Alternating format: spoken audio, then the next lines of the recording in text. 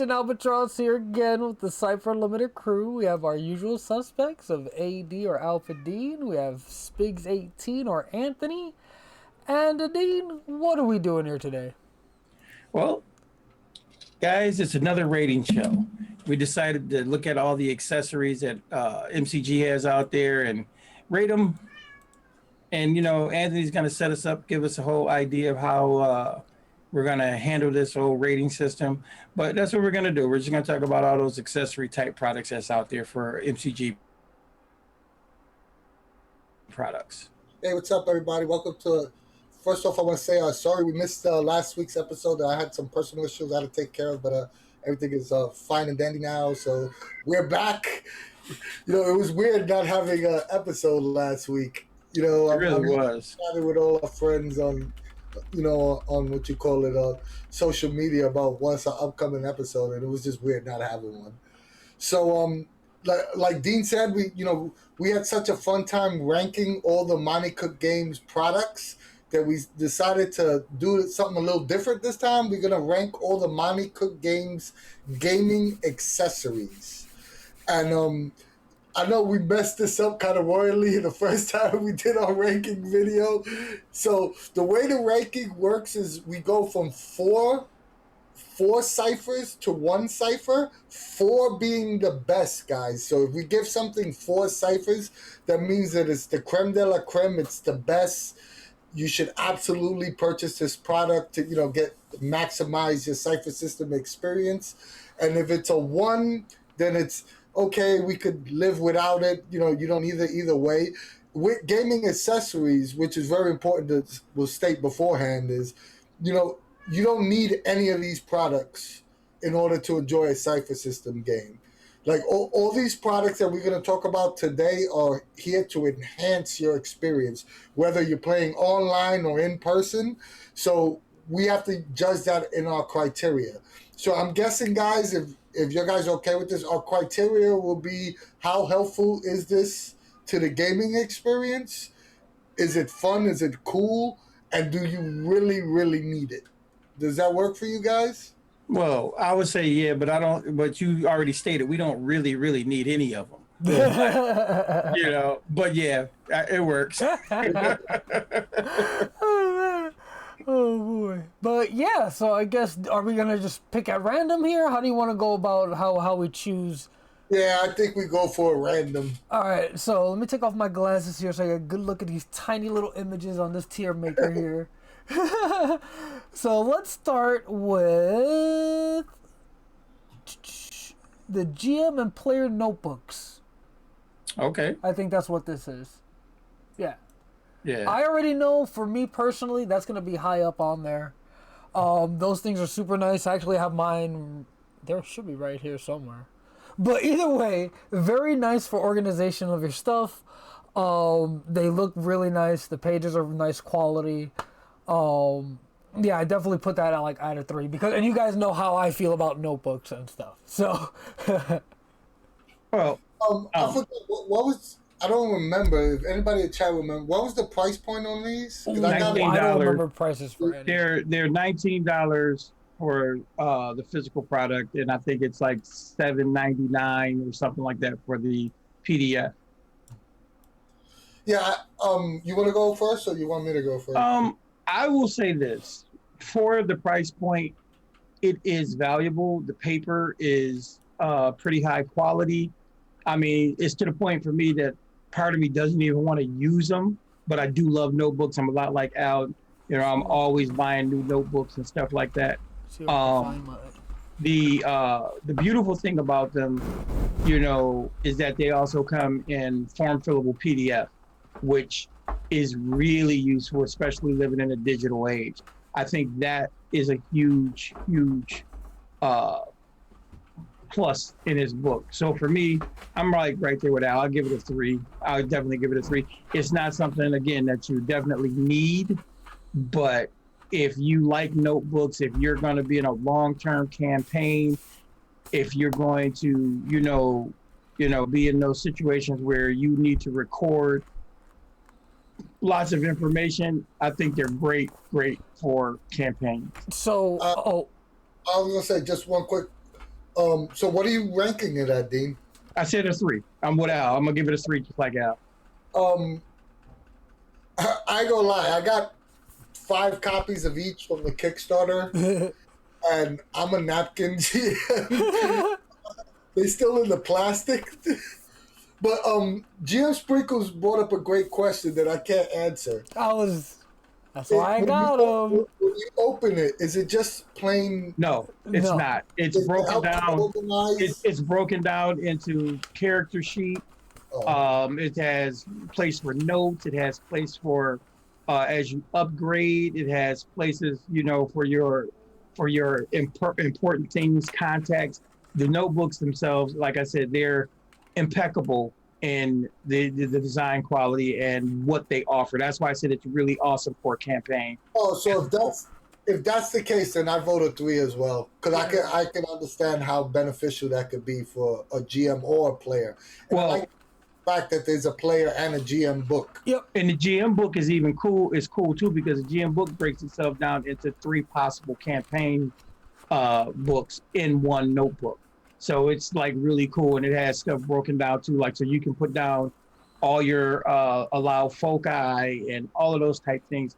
The books are, like I said, they're very well thought out and very good. It goes with the whole Cypher system art aesthetic. Yeah, like each of the separating pages here for each of the sections has like a cool little like silhouette type art piece on it, kind of similar to how the newer setting books have their covers. And yeah, like I've been displaying, like basically each separation has something similar to that. And yeah, it's just like they pointed out, it's all separated, into, and I will say this too: you get the set of 5 from the Kickstarter. That's the perfect GM gift for your players. Once you know that they committed to the campaign, hey, everybody gets their own book, and you could even take back the books and put little hidden notes. Right. And I mean, it really is set up like that you could do that. You put stuff in there. Like I said, I think it's really smartly put together, and I think they're awesome. So it's 3 across the board for us. What's chat say? Chat, you guys get a vote too. So one second, I want to see, I try to look up how to open a set of poll. There we go. How do I do it? Poll. There we go. Question. GM notebooks and player notebooks. Infinite Construct said it's a solid 3. It's cool that you can set these up on the fly. We don't take advantage of these enough. But there you go. Now you can actually vote via Twitch. It's a short little vote. Oh, nice. Can I vote too? Oh, crap. I can vote too. 3. No, I'm not. Well, this is the audience be the vote on this, so I'm not going to vote. I mean, for now, since the 3 of us are voted 3, it's going to go in the 3 category. Yeah, pretty much, yeah. But it'd be cool to compile what the audience votes later and see how the list differs. But yeah, definitely hit up the vote. So far, it's trending to 2. We got 2 votes for 2, 1 vote for 3. But yeah, I think this is definitely a solid 3 if you like physical notebooks. If not, I can see how you can leave this product behind. But again, like I said, even the PDF is good. If you're a digital person, it's great in the PDF form too. I mean, and if you look at it, that puts it like a 3.5 if it has a form fillable PDF. Oh, because form fillable character sheets, PDFs, those things are godsends. So, it raises my vote from a 3 to slightly higher. But yeah, it looks like audience votes a 2 overall. So, Dean, do you want to keep track of this, or do you want me to write it down? Usually handy with a note. Yeah, I got as usual. Dean has a notebook. So for the GM notebook and player notebook, audience voted a 2 overall. Yep. Audience vote 2. All right, we got it. And we'll compile that list as well.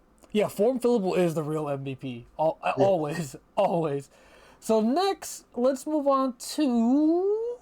Just move it all crazy and pick something random. Oh, I wish there was a way to actually pick a random... Whatever this is.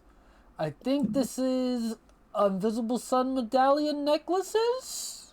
I could be wrong. This is one image I didn't really fully recognize. Yeah, that's the Invisible Sun keys. The The keys. If you say so.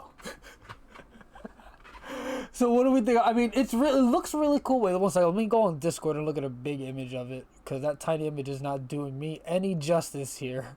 I mean, I'll go first. I think Invisible Sun has the best gaming like accessories that are not absolutely, just to build the atmosphere and tone to your game. The stuff that they put out, we're going to see a couple more in this list. Absolutely phenomenal. It's great to pull out props. Like you have prop comics, you have prop GMs, and I forgot what it is. It Jason Robinson that at Gen Con always brings out like this elaborate set when he runs Numenera and Invisible Sun. Yeah, I'm sorry, Al. That was the medallions. I thought it was the keys, but it's the medallions. All right, but either way, they are gorgeous. Yeah, beautiful, beautiful, beautiful stuff. I don't think it's necessary, so for that, I'm gonna say it's a 2. I'm a vote of 2, but when a GM, goes the extra mile and pull these medallions out, you just gotta clap and bow your head to them because it's hella cool to be a player. For the extent of like I'm what you at, for the extent of what they are, how they look, the fact that Invisible Sun is supposed to be a very tactile, interactive, visceral type experience. Yeah, they literally do their job. I dig it. Completely and totally, utterly unnecessary. But it doesn't make it any less cool. But doesn't make it any less cool. So I agree. I have to give it a 2 for just coolness alone. But someone in chat brought a great point that Invisible Sun does depend more on atmosphere. So props are more important in Invisible Sun than it is in other games. So, that's why maybe they have such great props, Well, Invisible Sun that was the whole point.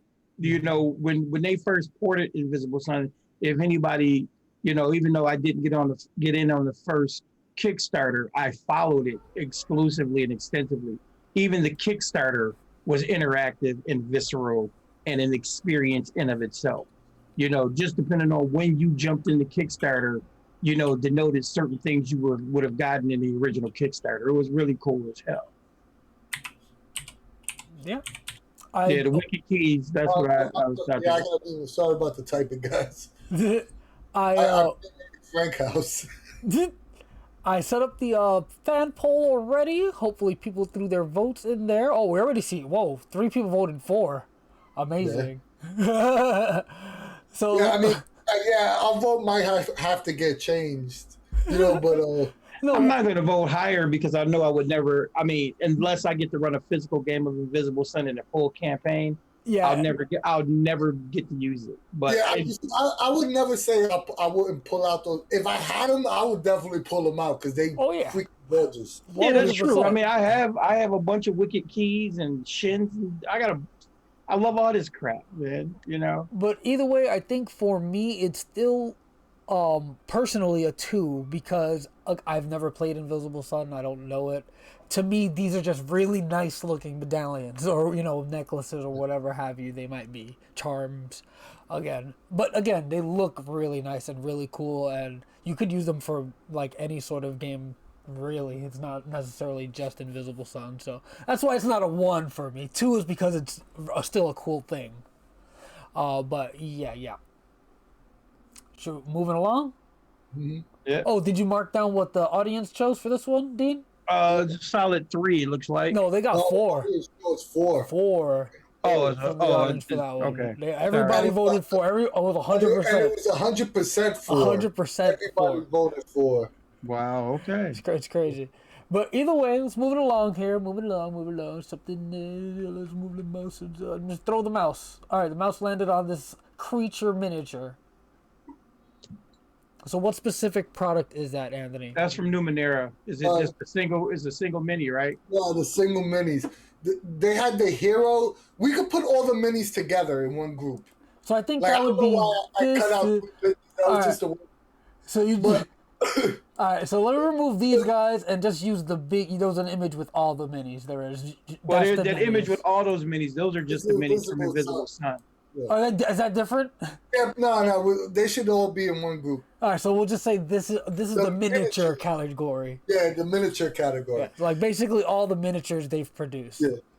I personally think they're gorgeous, and everybody knows if you've seen any of our other videos, I'm not a big tactical map guy, but I'm not gonna lie, I purchased the Numenera bag, the all the villain, all the monster minis because they sweet looking. And one day I hope to paint them, but I'm also a lazy ass, so they still clear, but they really nice looking miniatures, and I'm happy with the purchase. So what would you rank it? Saying that. If you use miniatures, it's a 3 to a 4 because they that nice. If you don't use miniatures, it's a 1 or 2. So I'm gonna say a 3. Dean? Well, I'm gonna honestly give them a 4. I'm actually painting mine right now. They're sitting up over on the shelf over there, and I like them. They're detailed. They're pretty damn detailed, and they're fun to paint. You know, it's gonna test your skills a little bit, but I'm with it. I'll give them a 4.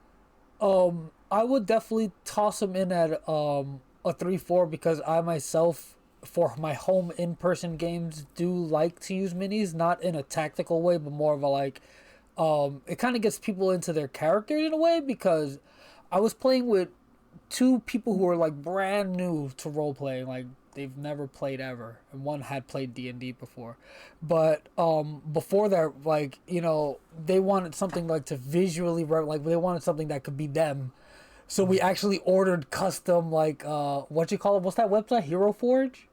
Hero Forge. Yeah, we all ordered custom ones for our characters, and it really got them into it. So miniatures can be a very helpful thing if you're playing in person. So I definitely would rank it at a, like, maybe even a 3.5, but we're not doing points, so we'll just call it even 3. Because like what you call it said, excuse me, I hate to say what you call it. Who's actually saying? It's kind of funny you brought up Hero Forge. I literally just had this guy create it for Hero Forge for my upcoming fantasy campaign. But you just cut Al off midpoint. It's cool. I was immediately ready to pick up because it let me look at the chat to see who said it. So RS Stock though said they're beautiful, but there are far too many things you can encounter to actually use frozen? them. No, I'm not frozen. What? You froze. You froze. Is the stream frozen? Everything was good on my end. No, you personally froze. You froze to us. We saw all we got was in that, and you came back. I hope it's fine for the stream because it looks fine on my end. Now you guys are making me nervous to keep talking. But either way. Yeah, thank you for the reassurance there, chat. Our Doctor says too many things to encounter to make them useful for tactical, or, you know, for you to use in that way, which I agree with, which is why I wouldn't bump it up to a 4.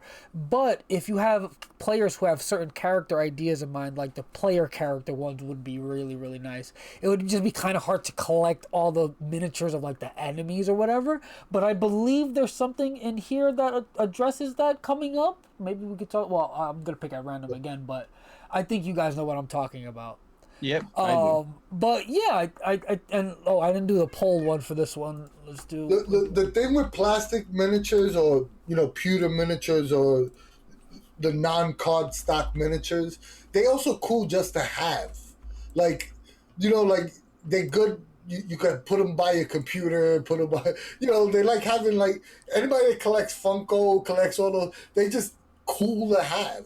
So, you know, they actually a little bit more better, you know, like a more collectible than, you know, like the regular card stock miniatures. So most definitely. I mean, I even kickstarted or backed. I forget what it was. Oh no, I forget the cats and catacombs and dungeon doggos. Yeah. Like, I have no. Why do I need that? Like, this is I had to, like I've used it maybe twice ever with my like stepdaughter to play. What is it? No Thank You Evil.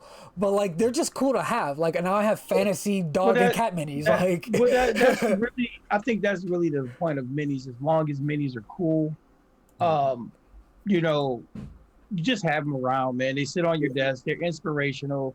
You know, like I said, I got a godforsaken mini made. You know, it's supposed to be my representation of Malvando.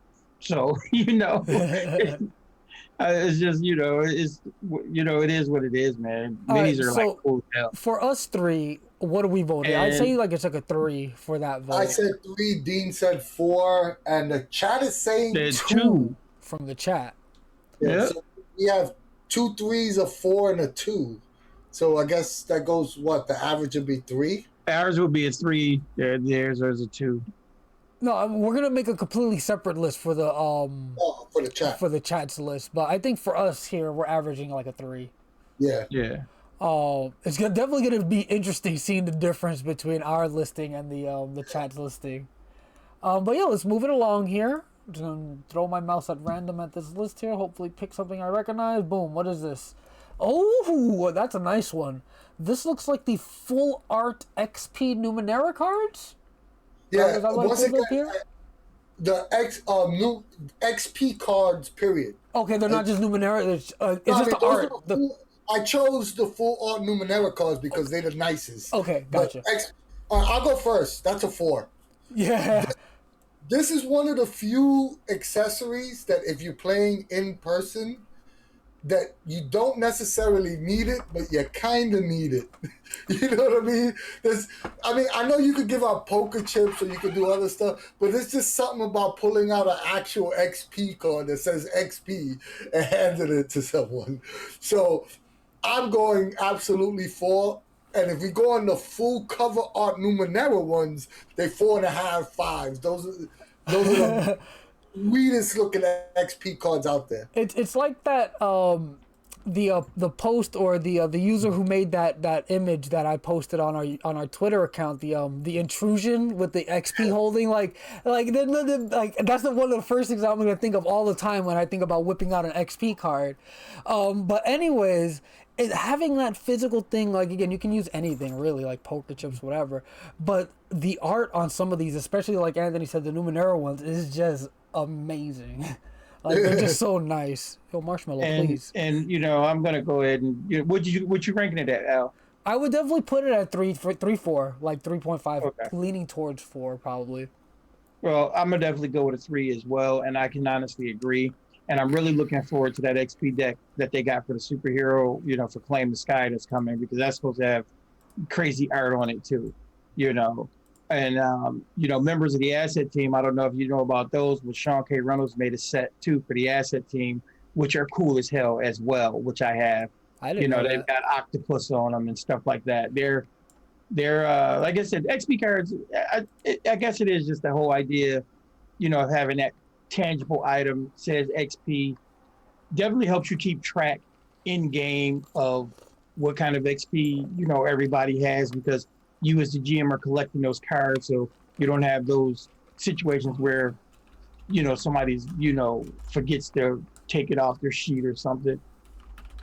Good shit. I gotta be and faster with there's these also the you know, like you could hold up, like I could hold up this paper, right? As an X, oh, you can't even see it because it's white. I could hold up my daughter's pencil case, right? But it doesn't have the same effect if you holding up a card that says XP in an in-person game. You know what I mean? Yeah, it's almost essential to me. I know these are all accessories, but this is the one of the 2 things I think that are essential on this list. All right, Al, did you? Oh, you did. Okay.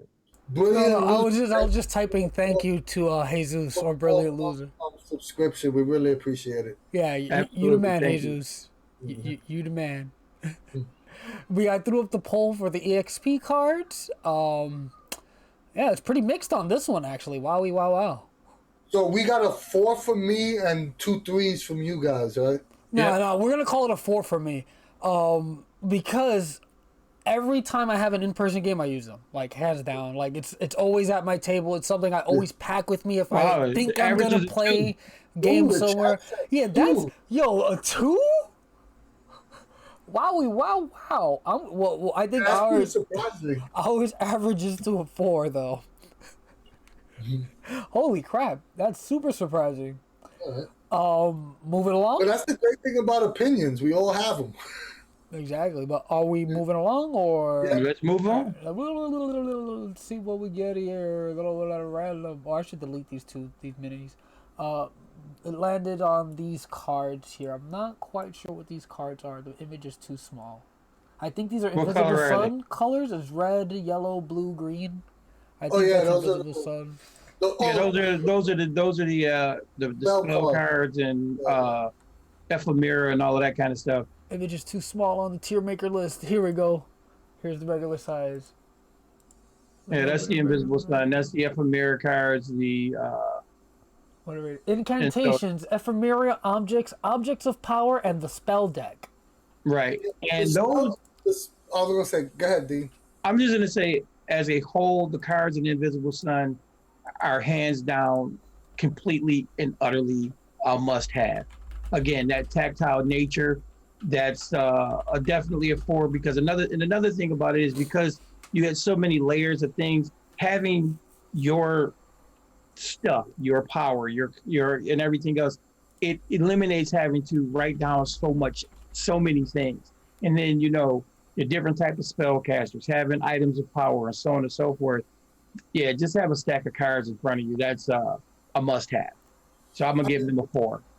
I'm gonna give him a 4 too because, as someone who played a lot of D&D, the spell cards in D&D were nice to have.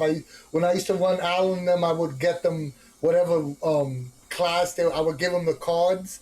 And if you think D&D spells are wordy, Invisible Sun spells could be a lot more wordy. So it's just so you don't have to keep on looking it up and you have the card in front of you. It is a godsend.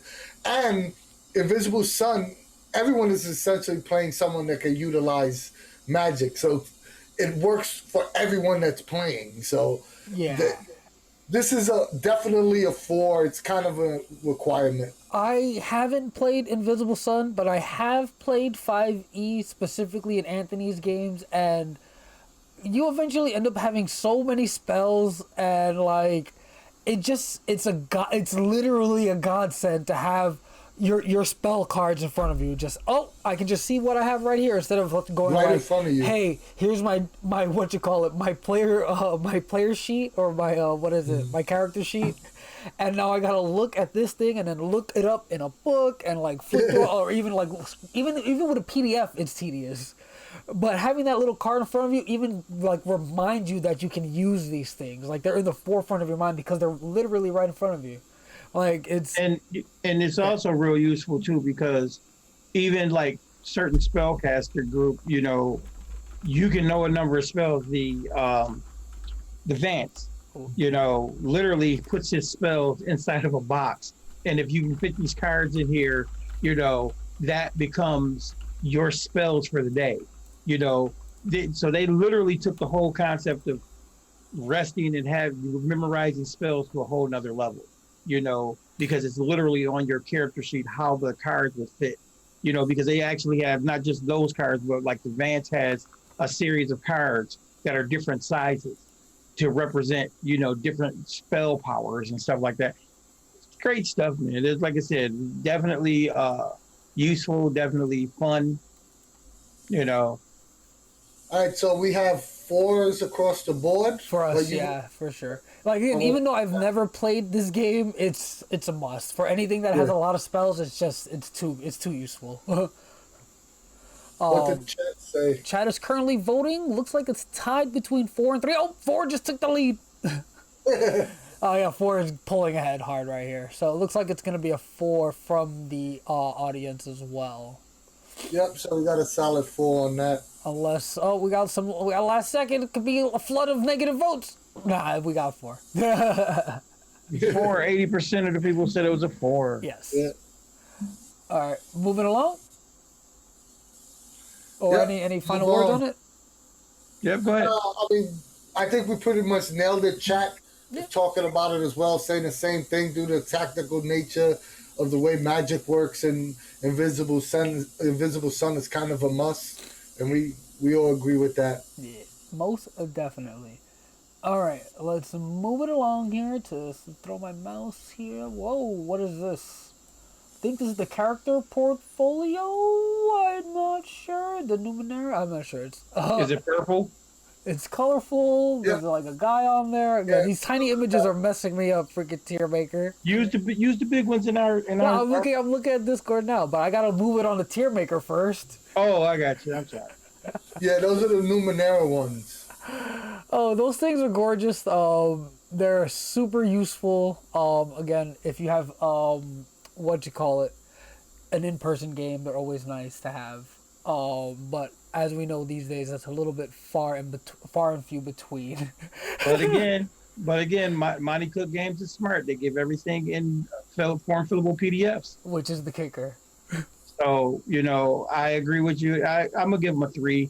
Like I said, anything that allows for full-on tracking, especially through a campaign, and, coming from the old days of playing, D&D, and I used to, put my character sheets on a sheet of paper, and they would be in a notebook. So dedicating a notebook to every character, the portfolio is just the same concept to me. And the fact that it's broken down where you can have all your advancements in one place and have all your equipment in another place and so on and so forth. Organization, just is paramount, So definitely a solid 3 for me. And while I'm typing this up, let me say that damn, I've already lost my train of thought. Somebody take over while I type this. I haven't got voted yet. I think this is a solid 3, but Chad brought up a good point. I think the character portfolios are actually better than the GM notebooks. I think they're a little better organized, so it makes me want to change my vote on the on the player notebook. They essentially operate in the same space, right? The portfolios are. Well, you got to think of the portfolio as a snippet, though. Where the notebook, I look at the notebook as that's plenty of space, and it's also more than one character, is what it is. It allows you to have more than one character in one place, as opposed to the portfolio, which is singled out, and it's also that standard 8x11, 8.5 by 11 with the portfolio, and the notebook's just a little more compact. So, I mean, I will say this too. I think both of these products, I'll be like remiss if I didn't mention this, but they're for campaigns, because to justify spending $10 to $15 on something, you want to get a bang for your money, so to say. So you have to be able to utilize it for a long running game. Yeah, so it's not. It could make you broke if you buy it. And it's definitely not useful for a one shot. That's just a waste of. Or even a every other, I'm gathering my friends every few months sort of book. It's a committed group of players that are right. Exactly. No, even for that though, like what you call it, I had mentioned the finite construct, and like we all that you guys are saying, it's most useful for committed long-term group. But I forget, Anthony, did you just say that it's bad for people? You're frozen. Am I only? Yeah, I think I'm okay to stream. Why is Zoom freezing on y'all? I'm pretty sure I'm okay. No, you were frozen to us. Yeah, to me, and you were frozen to me and Dean. I don't know about chat. No, chat hears you fine. Yeah, so I guess. Then don't worry about it. So I guess Zoom is just being goofy with y'all for some reason. But either way, before we forget, chat voted 4 for these, the Numenera character portfolio. Or that's what we're talking about. 3. Right now, right? They wrote a 3. No, they voted 4 just now. What are we talking about right now? We're talking about that, right? Yeah. Yeah, they voted a 4. Okay. What did you vote, Dean? But I gave it a solid 3. We all voted 3, right? But what I was saying was that, Anthony, were you saying that it's not good for people who meet like every other 2 months or 3 months or something like that? Yeah, like if you're not gonna get use out of it to justify spending like almost $20. Well, if it to me, it's I look at it this way. Yeah, I look at it this way. If I got a committed group and we're meeting once a month, every other month, but it's a committed group, it's a campaign, it's still a great product. It's not useful to me in the sense of I got a one shot going on and I'm giving people out portfolios, or I'm doing demos and I'm giving out portfolios, unless I'm doing that just to try to attract people. But for the most part, I'm not giving out, I wouldn't hand out portfolios or suggest them. Now, the PDF, on the other hand, hey, I'll use the PDF over and over again because they're fun. But yeah, I was just going to say that it's actually perfect for those situations, because after your month or two of not playing, you just look at your notebook that's very detailed and separated in certain ways, and bing, bang, boom, you're all caught up. I didn't think about it.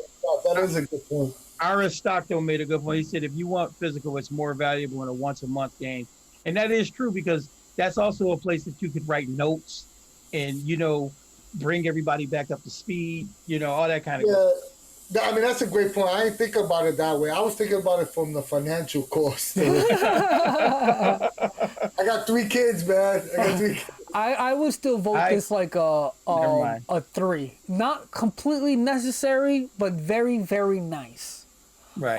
Because again, you can accomplish the same thing just by taking your own detailed notes in whatever notebook you like. But it's nice to have it all broken down and like ready for you, Exactly. But yeah, I would give it a solid 3. Yep. So chat went 4. The 3 of us went solid 3s, right? Yep. All right, let's pick again here at random. Hopefully Zoom stops being goofy with us. All right, landed on a Numenera box set. It looks like the Numenera 2. Oh, the starter set? Yes. No, is that the starter set? Is that the starter set? That looks like it, right? No, that's the card box set, right? Oh. That's the card box. Is it Never black? mind, excuse me. Oh, yeah. that is a gorgeous product. Mine is sitting right here on my shelf.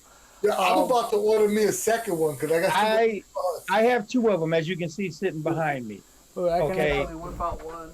I have one problem with them, and that's the freaking dividers. I love it, but those dividers are hell. And if the dividers worked, if everything was set up and worked the way it was supposed to, I'd give it a 4, definitely. But yeah, those internal boxes and stuff are great. It's like I said, I definitely would give it a 4, but I can't give it a 4 because those dividers, they're piss poor. I just hate to say it. I remember Gen Con like 2 years ago when Charles brought it out at the meet and greet. I was like, man, I want one of those right now. I wanted to I was with run you. out the bar with it. Remember, we were all doing that. We were drooling. The wraparound art on the boxes is gorgeous. They sturdy, but I have to agree with Dean. The card dividers are a little wonky, and if you rush to put the cards in, there's a very likely chance you're gonna bend or damage some of your cards if you're not careful. So, with that said, I'm gonna have to go 3 for that fact. But I have to order me a second one because like I said, as you guys can see on my shelf behind me, my 2 boxes are sitting right there. But I would say it's a 4 in theory, a 3. Excuse me, a 4 in theory, a 3 in practice because of the dividers. The dividers, yeah. In execution, that's very good. In execution, and this shit, it's gorgeous. Every one of all the 4 boxes have different art on them. They're really nice. The boxes are very sturdy. They're high quality stock. Eric Frankhouse said they're bad. Stop. They should. That's literally the only problem. Is the dividers. It's literally the only problem. Is the dividers, which is sad, but it is what it is. Hopefully, they make an updated version and fixes the issue or something. It would have been a 4. I'm voting a 3. Yeah, I'm definitely going 3 on this as well. I'll go with 3. And audience went 4. I didn't get. Oh, it's 100%. Only one person voted. Well, either way, whoever votes is the audience. All right, they got a 4. All right, moving along. Any last words on this? Yeah. Eric, right, Eric. Great concept, poor execution. 4-1 with 1 vote. Let's go. All right, but let's move it along here. Okay, gonna pick at random. I remember like 2 of these don't count their miniatures. Boom. No, mouse. Stay on the images. Alright, we landed on minis. Alright. I think this is Poison Eater. Oh yeah, I chose Poison Eater, but it's all the MCG novels. So MCG novels as a whole. Yeah, and I chose Poison Eater because that's my personal favorite novel. I'll give them a 2. I enjoy them. I enjoy them for the fact that they bring the lore of, Numenera alive and stuff like that. Of course, Myth of the Maker for the strange. But I'm just not blown away, But they are definitely good. If you need something to get your feet wet, introduce you to the worlds, I'd definitely say pick them up. So 2, strong 2 for me. For me, again, I haven't read them. I'm not much of a reader, so I'm judging this based on like our criteria from earlier, like as far as a gaming accessory. It's a 1. Like you don't need this. Like this is purely fluff. With the exception of one novel, I will say this: 100% agree with you, Al, that you don't need them. For the exception of Myth of the Maker, because that added a lot of lore and explained a lot for the strange that if you didn't read that novel, you're not getting from the core book. The Myth of the Maker really makes the strange accessible in another way, as opposed to just reading the rule book. It gives it another level of accessibility. Is the way I see it. And I love.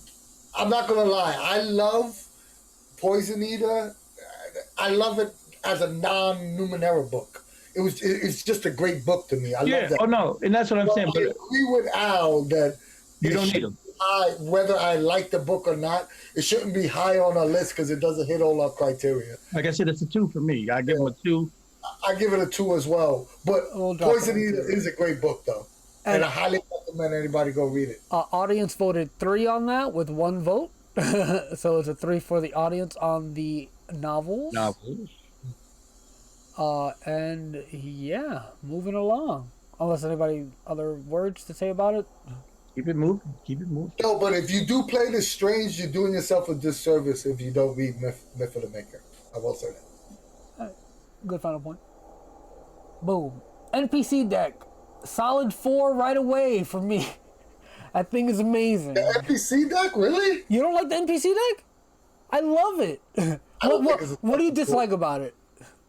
I think it's one of the least useful decks. Useful decks compared to some of the others. Oh yeah, no, most. It wouldn't be a 4. I definitely rank all the decks at 4 just because of how useful they are as a tool. The only thing that may bump it to a 3 because they've done things with cards now is if they put like a little piece of character art on there as well. That's the only thing I could really say about the NPC deck. There's no. The NPC deck is a 2 for me. Yeah, it's not a 4. I think I personally. No. Hear me out. I'm just saying on my personal opinion. Hear me out. I'm like, I feel attacked. No. Hear me out. It's a 2 for me, and the reason why it's a 2 for me is because it's useful, but I've been doing the improvisational stuff for so long and having to come up with stuff on the fly for so long. I feel that those cards are lacking just a little bit, comparatively speaking, to other things. So if there was more to them, I would probably rank them higher. I do enjoy them. Don't get me wrong. I think NPC decks are great, and I think Monte Cook has learned, especially with the approaches that they use for other things and like the monster cards and stuff like that. So the NPC deck, very useful, very good idea, and I love it because it is generic. I'm giving it a 2, and my 2 is based on content, not usefulness. I agree with that. So I said a 4, Dean said a 2. I'm somewhere in the middle. GM Sprinkles, I'm not saying that it isn't a good deck. My argument was that compared to other decks, if you put a deck that I don't feel is the top tier, where am I going to put the top tier decks? And we're going to hit some other decks that are way more useful to, not only the players, the GMs, is useful in multiple games. That's why I can't give it a 4. I think it's like a 2.5, closer to 3, but it can't be a 4 because there's some other decks in here that definitely. If we had a half point, I would give it a 2.5, but we don't, so it's a 2. I'm gonna go 2 with Dean, I think. So on the list, we'll throw it as a 2 because I'm outvoted. But I will say this though, like your critiques and criticisms are valid, whatever, or whatever. And it's not even a criticism. No, I know what you mean. What you call it? That deck is probably the one I've used the most, hands down, in my whole game. No. Yes. Don't get me wrong. One thing that I will say. One thing I do use from that deck, I love it for the names. The fact that I don't have to always come up with a name of a character. But the content on the card, a lot of times, may not always jive with what I'm trying to do. Oh, not only that, too, there's 100 cards, right? And if you run a lot of games like we do, you're going to start pulling the same same things over and over again. You know what I mean? It's not like I don't want to mention some of the other decks that are going to come up on the list, but it's not like some of the other decks that if you pull the same card, it still has applications that's new and fresh. But with the NPC deck, the same name is going to be the same name, right? And the same personality is going to be the same personality. So it might be good the first few times you use it, but after a while, it's like a name generator that has 50 names. It's going to get stale. Definitely valid. Well, no, no, you're absolutely right. You can mix and match. There are ways around what Anthony's saying, but he makes a valid point as well.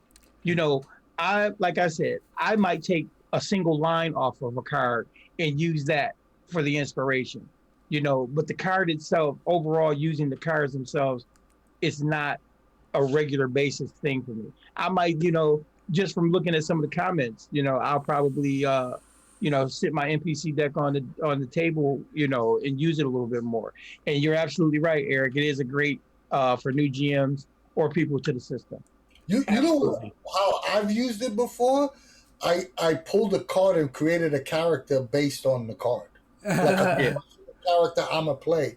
And I thought that was fun, like a fun creative exercise. That's cool. To try to create a character off the NPC deck. Which was, it was kind of a crappy character, but at least I tried it. Oh no, that's definitely. I didn't know you did that. That's actually a fun concept. Moving along. Oh, and audience voted 4 on this. Yep. There was, I think, 3 or 2 votes. I didn't catch the number of votes, but it was 67% of people voted for. Right, voted 4. All right, let's move it along. And moving along here. Moving it along. Whoop. Wait, where did it land? Oh, what deck was that? It landed on deck first. I think this is a creature deck. No, were there 2 creatures deck? Because this looks like a creature deck. Yeah, that's another thing too. We got to put all the creature decks together. Okay, so the creature decks. Yeah, creature deck. 4.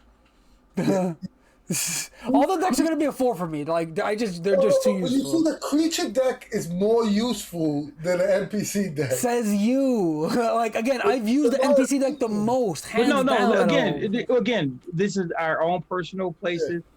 I look at the creature deck again. For me, the creature deck is a 3.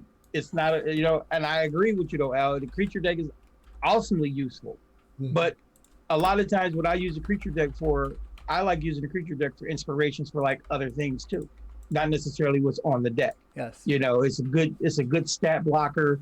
It's just good when you're doing, especially if you want to do something random, if you're doing some crazy Cthulhu crap or something like that. I love them.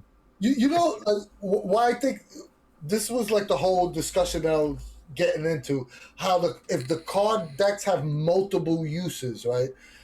Like NPC deck, is good for new players or a new GM that can't come up with a random NPC on the fly, right? But the creature deck has applications in game design when you're designing your game.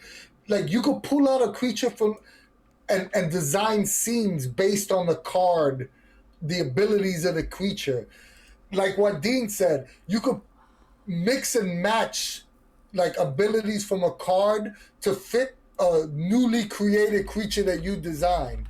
Like, hey, what? Like, I made this weird, funky creature. Let me look through the creature deck to see if there's similar powers that I could use to adapt. So it has multiple applications, which makes it a more successful and useful product to me. Somebody rated the creature deck as a 1. Only Wow. one person voted. Everybody. So people were talking in the chat. 5. Can we give it a 5? And nobody voted. That's hilarious. But yeah, and see, that's the thing. I give me personally, I still don't think it's my top deck, so I give it the creature deck a 3. I think Yeah, me too. spiritually we have to say that the the chat voted for, because in the chat people were like, "Can I give it a 5?" And literally only one person actually voted. So I think that would be a 4, right? All right. I don't want to miscount those people who didn't get to vote because they were busy chatting. Like, you know what I mean? So what you voted a 4, and me and Dean voted 3. Right? Yeah, so I think that drops it to 3 for us as a whole. So all the creatures decks is 1. Yes, that is absolutely true. I agree with you there, Eric, too. Yeah, I love to be able to show pictures. It is awesome for that, being able to show some art. Yes, definitely very nice for that. But It worked out really well when I was running the Mist. I had just got the creature deck, and I was just pulling random crazy crap out of there when I ran. Remember we ran the Mist, Anthony, when you guys were stuck at that Walmart? Yeah, I've used the creature deck in so many ways. It's nice. It's really nice. I'm All right, going we to will rank give all you the guys decks reminders before. to They're vote. just I've too used good. even more. But Dean, did you record audience vote? Yes, they did. All right, cool. We got them down as a 4. All right, And we will say audience vote. Al, as soon as Al puts it up, I see it. I'm gonna say audience vote. All right. Or I'll just say something then next time so people don't forget. Or it looks like people were AFK too, so either way, it's only up for a minute. Either way, on to the next one. Let's choose read me. Whoa, what was that? Mouse, what did you land on this one? It's another deck. It looked like you landed on the starter set at first. All right, either way, I'm already on this one. It's a deck. Oh, what is that? I can't tell the gold color though. Is that the Ruin deck? It's the gold colored one. I'm going on Discord to see it better. Is that the GM Intrusion Deck? I wish I could read the GM Intrusion Deck. Yeah. Oh no! It's not that one. Ruin Deck. This is the Ruin Deck. Oh, The Ruin Deck. The Ruin Deck. Chef's kiss. I give the Ruin Deck a absolutely. That was probably my deck. I'll give a 4. I like the Ruin Deck a lot. This is because the Ruin Deck actually, is that the Cyphers deck or the Ruin deck? It's the Ruin Deck. I just compared to Discord. I got these tier maker picks are freaking tiny, so I gotta look at Discord to see what it is. But yeah, it's. But the Ruin Deck, like I said, the Ruin Deck for me, because it has, multiple things on every card that connect in different manners and different ways. I think it's pretty damn cool. I like the fact that I can build out a random dungeon or random corridors and so on and so forth. Because it doesn't necessarily have to be dungeon passages. I love it for that purpose alone, especially if you want to do like a murder house or the cube or something. You don't even have to have everything mapped out. It's an awesome piece of a tool. I'll just say it like verbally so people know. Hey, the poll is up. Poll is up. But either way, let me piggyback off that by saying, Finite Construct is saying Laruna's deck is nice, but I just use Jade Colossus now. So Jade Colossus, like, if you want to really dig into it and have basically have a game with yourself and enjoy like building a ruin or whatever, it's fun for that. But when you need to do just something real quick on the fly, this thing is invaluable. And also for inspiration, like Anthony was saying with the creature deck, just looking at a card, you could maybe even flesh out a whole go ahead, Dean. No, I will go ahead and finish up. Just that you can use it for so many different inspiration ideas, not just for the ruined rooms or whatever have you. Like you can spawn maybe like a BBEG idea or like some obstacle or like focal point to like the narrative from the cards. Like there's lots of like little bits of pieces you can gain from the cards. Are really nice. Right, and that's why I like it. I mean, and of course I agree with you. Infinite Construct, the Ruin Deck. It's Jade Colossus. It's the Ruin Engine and Jade Colossus. They're the same thing. It's just a breakout version. What did you rank it, D?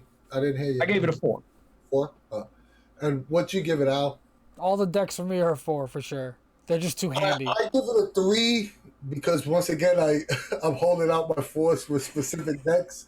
But I agree with everything you guys are saying. I'm not disagreeing with anything you're saying. Oh no, I like anything that minimizes the prep time for a GM, and this is the epitome of that. So it's definitely a great deck. I give it a 3, but it goes to the 4 because 2 4s beat out a 3. There's so many decks. I'm looking here.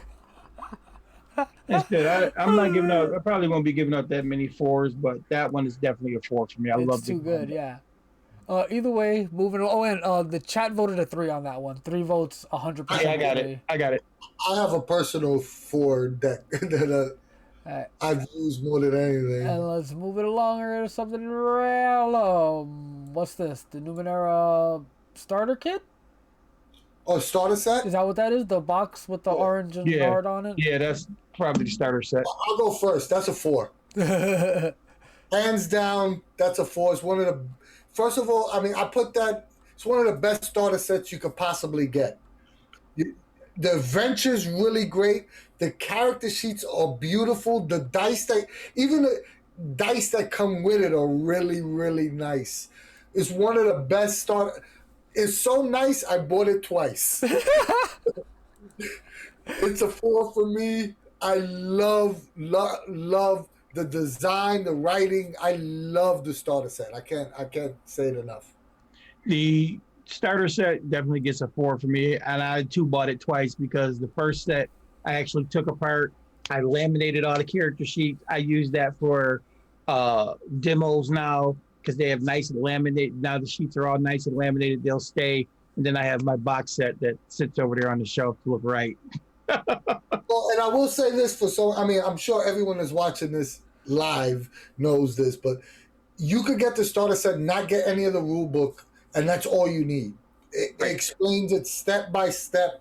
With a pretty decent, complicated adventure, they still go step by step, explaining the rules as it goes along. So just beautifully written. It's a 4 for me.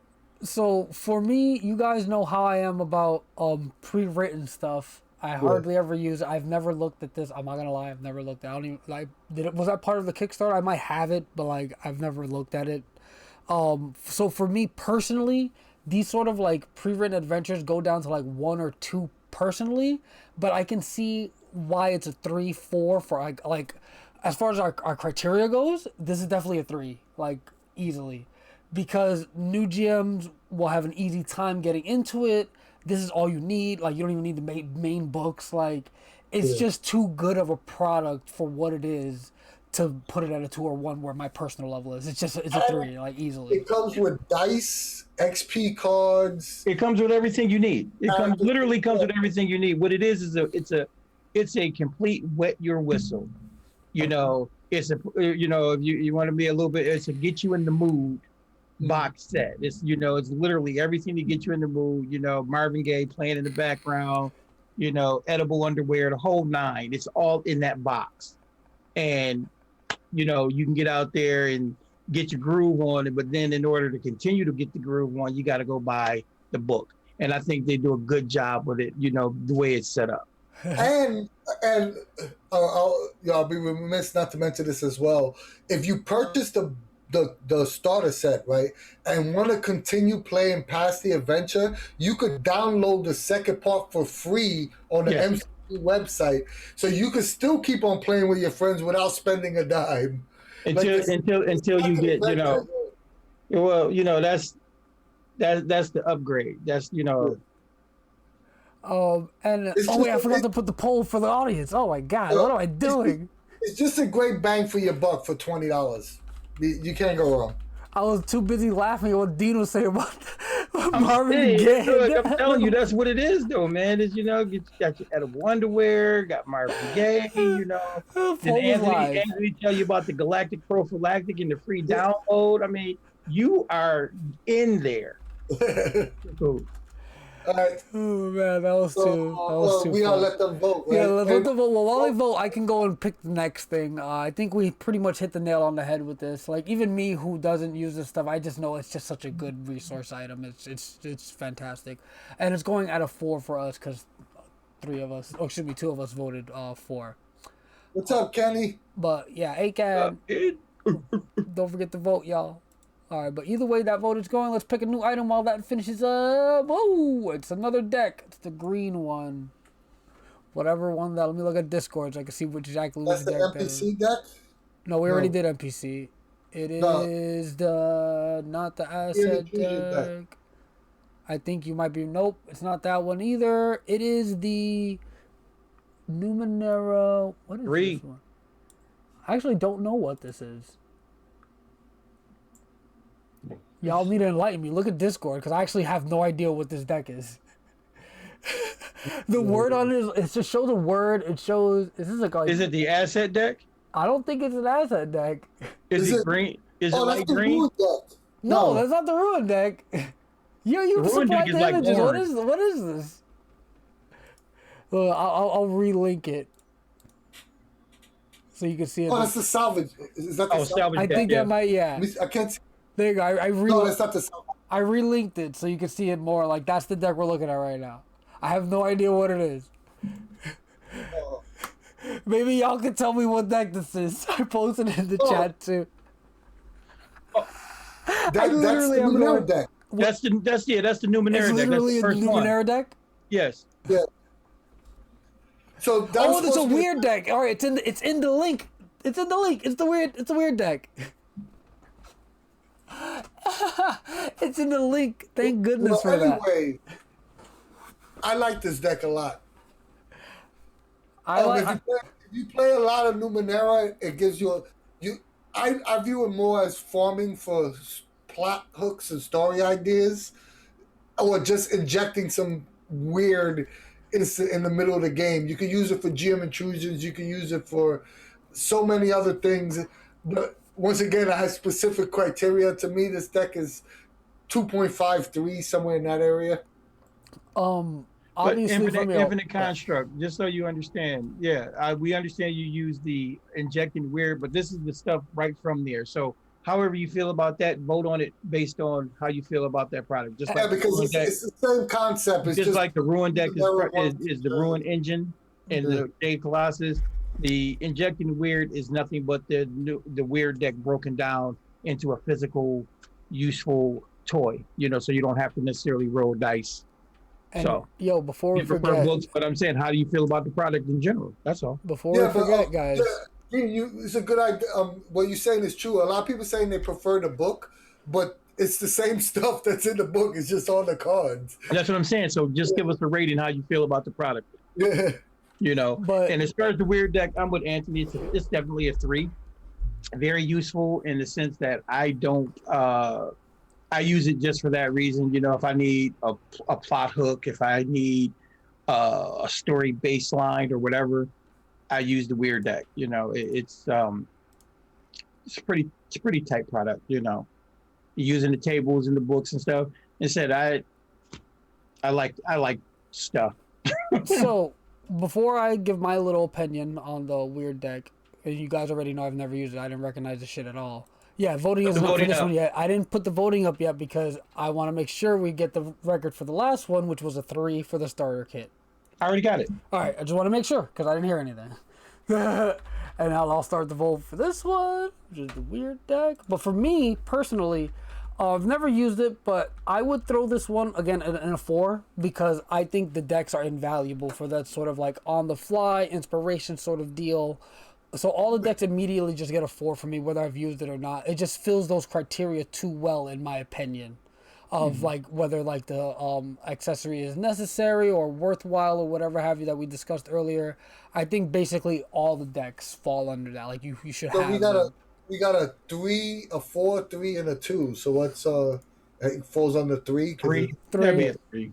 I say 3. And Ken, we're not going through the adventures individually. We're just talking. We'll probably get to adventures somewhere along the line. No, there's no adventures in here. It's sheer accessories. We're just talking about accessories. Yeah. So But maybe we'll do a video about the adventures they've written since you brought it up. That's actually a cool idea. That'll give me maybe some incentive to actually read, or maybe that'll just be a Dean and Anthony video. Because y'all know I can't read. Dark Spiral is a great adventure, Ken. But yeah, voting's almost done for the Weird Deck, and it looks like 3 wins out with 2 votes for the crowd here for the Weird Deck. Awesome.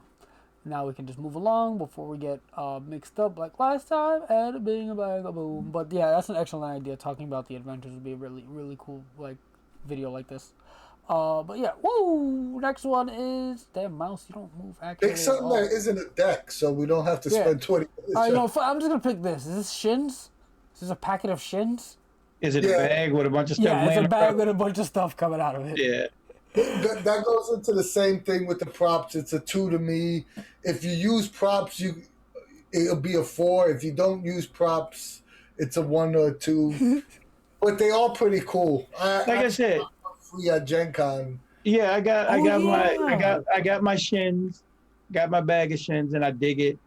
But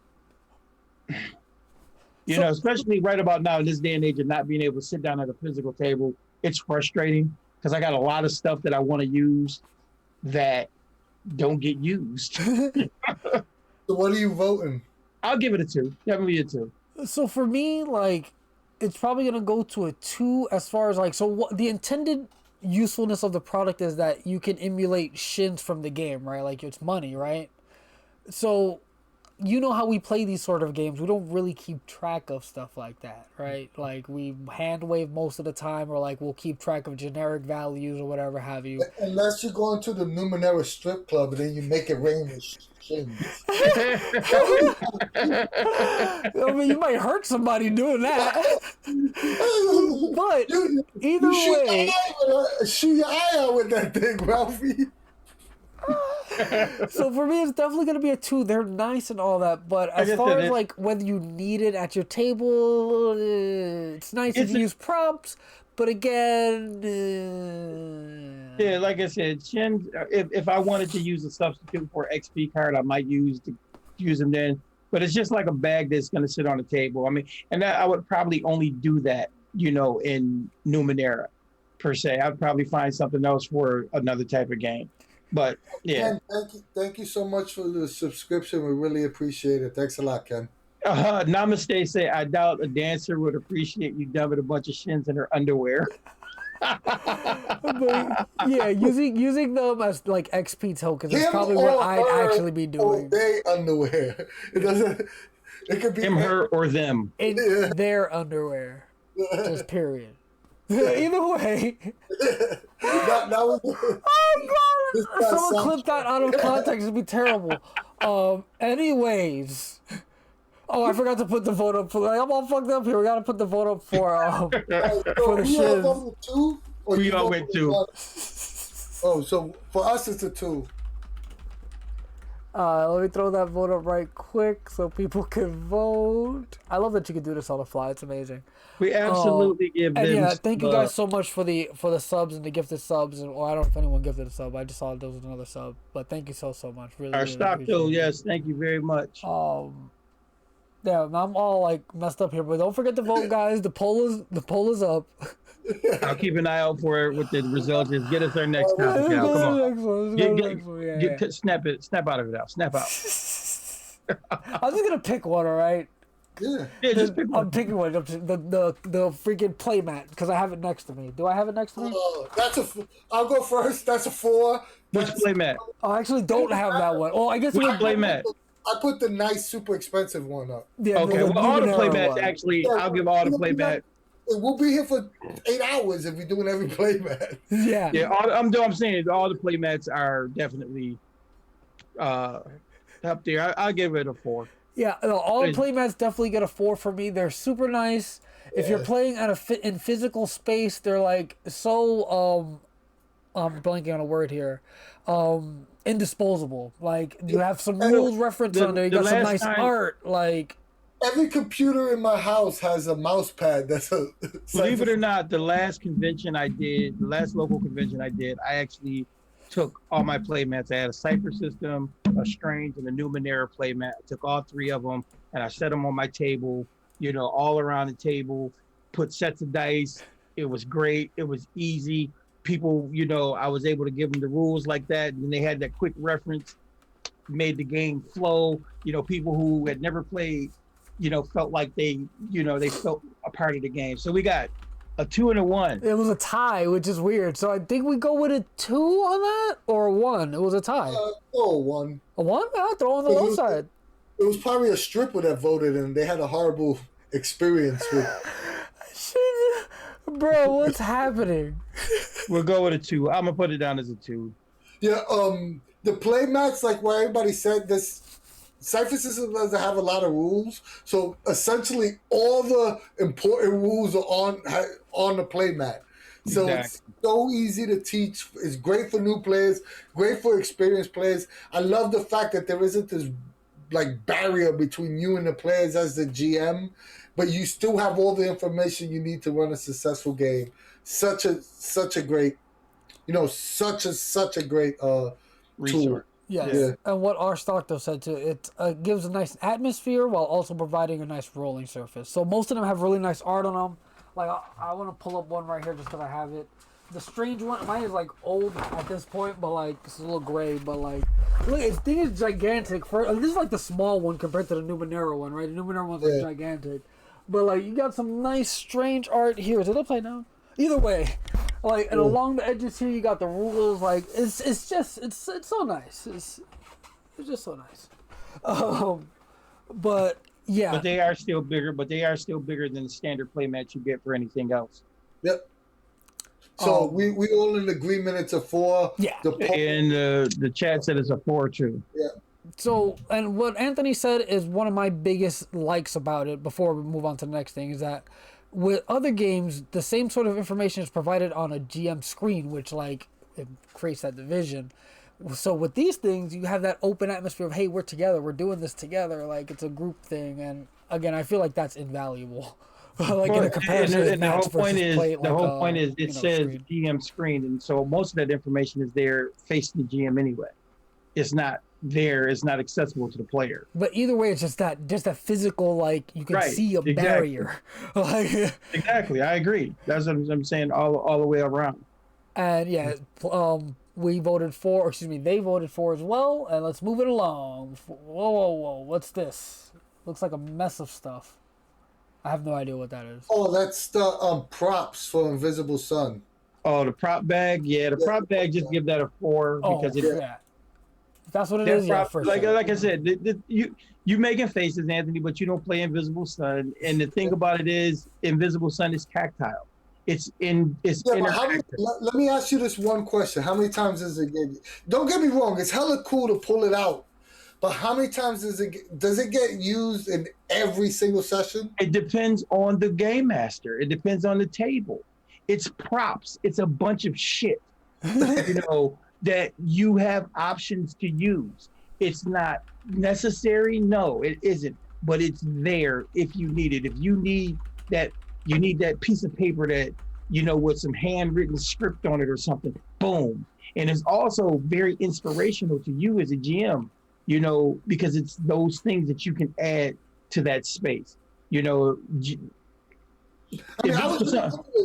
was gonna give it a 3, but if your guys think it's a 4, then it's a 4. Poll is up, by the way. Again, I've never played Invisible Sun. I've never, like I said, I didn't even recognize what this thing was. But as far as what I hear about Invisible Sun, what I've read about Invisible Sun, these sort of things, again, once we're past this COVID time where we can actually get together in person and play these games, the props are on the high end of those criteria we set before, where it brings something to the table as far as the atmosphere of the game. Players will be more immersed, etc. It's worthwhile to have it at the table. The production value on these props are phenomenal as well. Everything is top notch. I mean, there's a reason why you paying that price count, that price point to get anything Invisible Sun, because you're getting high quality, super high quality material. Well, I'm gonna put it this The way. only question I was asking is how reusable is it? Well, it's extremely That reusable. goes from a 3 to a 4 to me. It's extremely reusable. And here's the other thing: when they say, when Monte Cook said that Invisible Sun is supposed to be a premium game, premium experience, they don't lie. The envisioned idea behind it. Now, we have people out there who have their complaints, quirks, attitudes, and everything about Invisible Sun and everything else as a whole. But if you're willing to do the work, and to me, it's not a lot of work. These are all the inspired pieces I need to do the work. So it makes my job easy. I love it. I think it's awesome. So definitely, Yeah, I mean, the audience voted 4 on it. I think we got 2 4s and 3, but bumps it to a 4. Yeah, I think it's very worthwhile product, especially for the game that it's for. It's just like, I mean, I've only played Invisible Sun like twice, but I own everything for Invisible Sun. I have a problem. I like to give Monte Cook money. Like, I just take my money, dude. All right, moving along here. Let's go with the GM Intrusion Deck. I know what Owls No, voted. for me, it's always a 4. For these decks are always like, they're too amazing to not have. Like, The if GM you can Intrusion have them, Deck. you should have them. Like, The GM Intrusion Deck gets a 2 from me, but I do like it. The only reason I'm giving it a 2 is because sometimes the intrusion is, you got to shuffle through sometimes to get something that might work. Even though there are 2 or 3 intrusions on the card, it's just hard because they are randomized. Now, if you just need something completely random, you just in the mood to pull some weirdness out your ass, yes, use it. But if you need something that kind of is geared to a situation, it's not as useful as it could be. I 100% agree with Dean. I think this is definitely a 2, maybe a 1. oh, Like, not that it isn't useful. It's I'm just gonna give it a 2 because amongst again, the other decks. No, I'll give it a 2, and the reason why I'm gonna give it a solid 2 is because it'll definitely be useful for new GMs.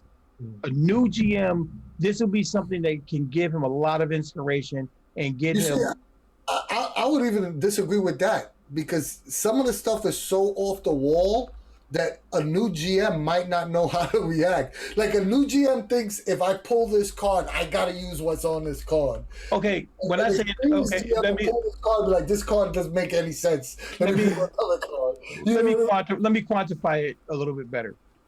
I'm saying a new GM. I'm saying a new GM to Cipher system, not necessarily an inexperienced GM.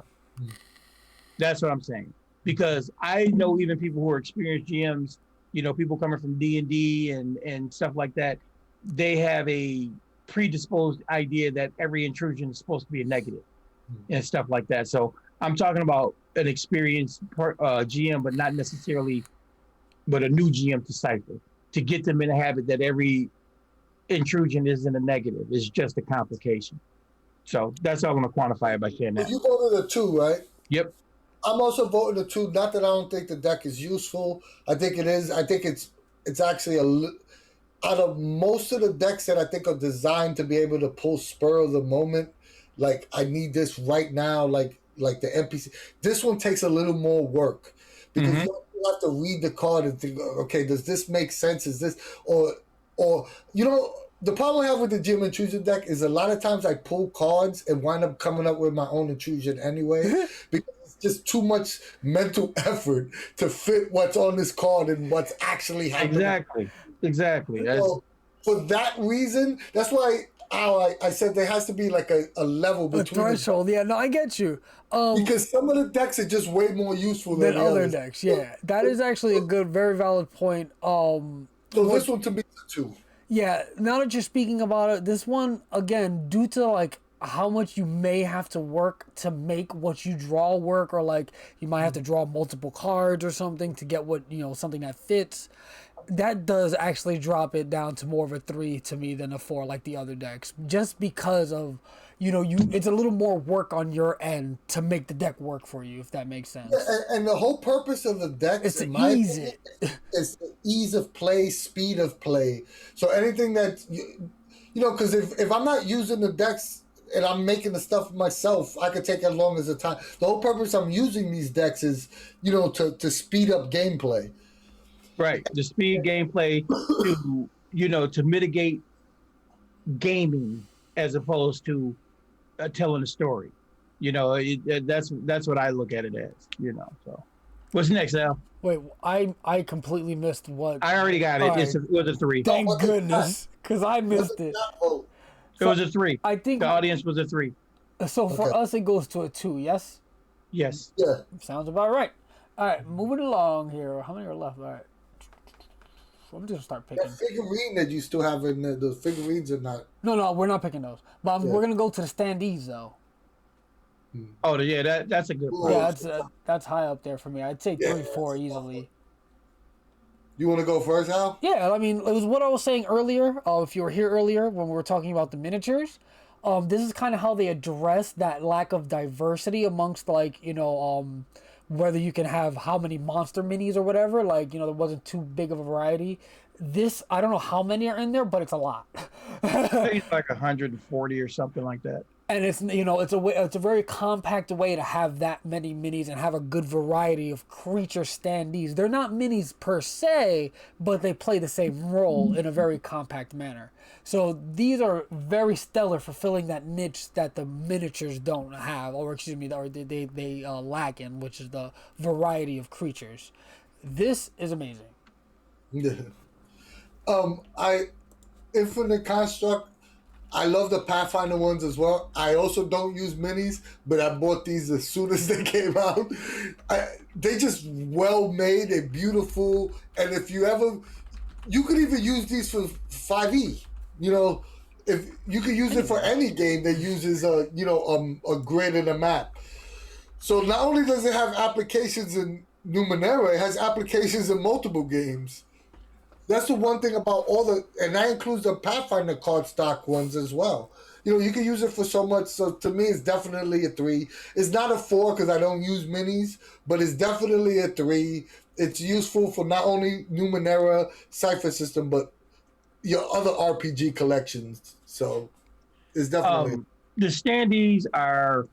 I agree. I'm going to definitely give it a 3 personally. I like them. I like the fact that they're compact. My biggest problem is that they're on cardboard, and I've just gotten spoiled because I get the skinny minis and the flat plastic miniatures, and they do the same thing. They give me a lot of stuff and it takes up so much less space, and that's what I really dig about it. But it gives that same like we were talking about earlier, visual component.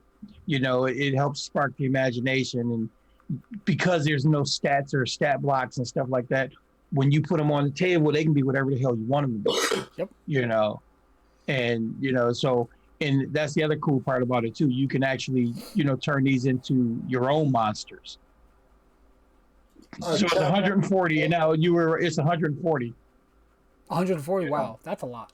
140. They're 28 millimeter scale. They're easily transported, like you said. It's on that heavy card stock paper, so as long as you take care of them, they're gonna last. They're gonna hold up really, really nicely. But like I said, I'm just a little spoiled with my skinny minis and flat plastic miniatures. That's all. But these things are great. I have them. I bought them because you can never. And my biggest thing is you can never have too much, because if I ever do get to start playing physically again, I love setting up, that major big battle on a grid or something, just for the visual aspect, and then you can, it's nice and physical. You can see people taking, pieces off the map where you got them laying down. It's just a lot of fun. Yeah. So chat voted a 4 on this one. I think we're going 3.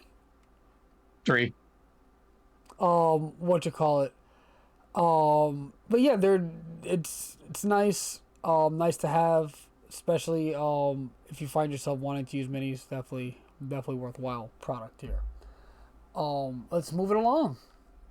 Here. I'm gonna start picking because we have so few now. Let's go to a funny one. Not funny one, but way different than the other ones. It's the Numenera t-shirts, I believe. Anthony, you're muted, by the way. Yeah. So Numenera t-shirts, definitely gotta throw that in as like a 2. I know your guys, but you know how I feel about my t-shirts. I'm gonna go like this. I love t-shirts. I really, really do. Numenera t-shirts, great. I'm giving them 1 because I like Cypher Unlimited shirts better. Oh my God! Don't do that. No, I'm gonna do it. I'm gonna do Cypher Unlimited. Hey. Yeah, you said we got a 1, 2.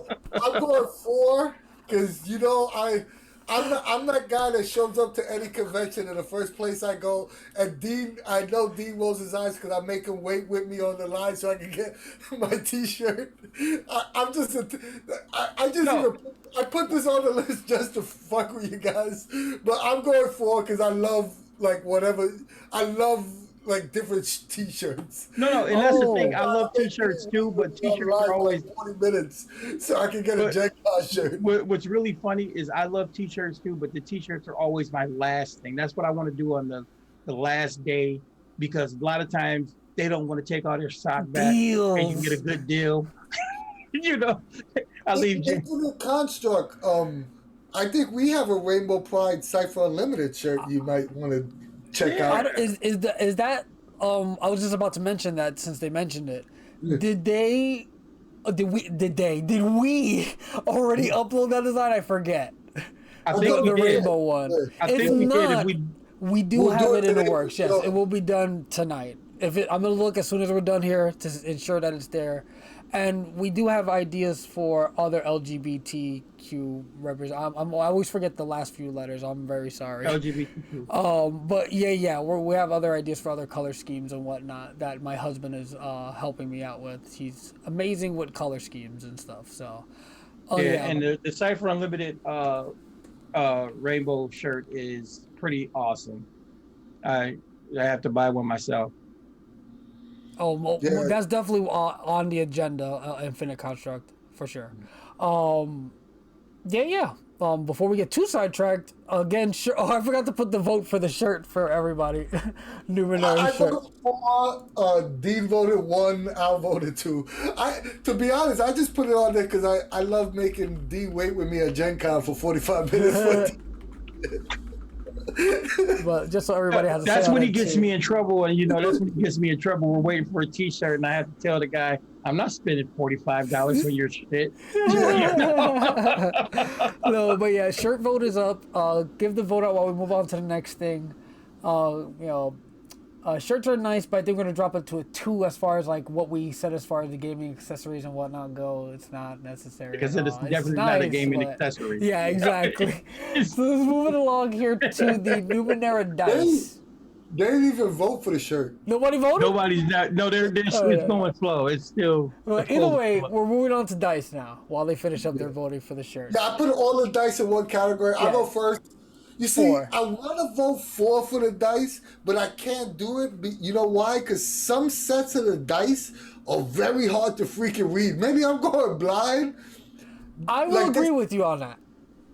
And I think it's like the font they use, but some of them is just like died for a 2 and a 1, so It's a 2.